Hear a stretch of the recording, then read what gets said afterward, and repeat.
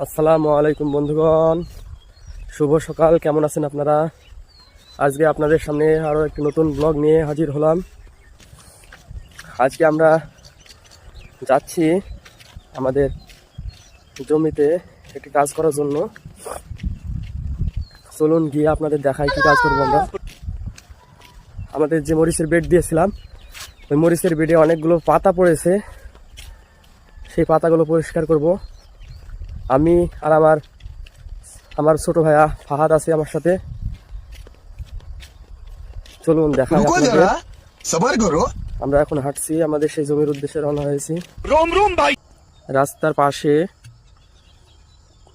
এই জঙ্গল দেখলাম, জঙ্গলে ফুল ফুটেছে।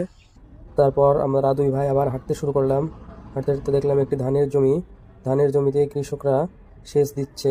দেখায় আপনাদের, এই যে বন্ধুগণ, সেচের পানি ধানের জমিতে প্রবেশ করছে।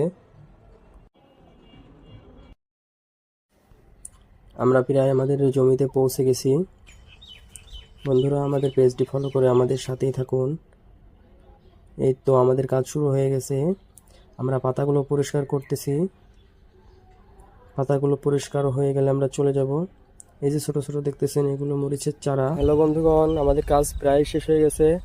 আমরা এখন বাসায় চলে যাব।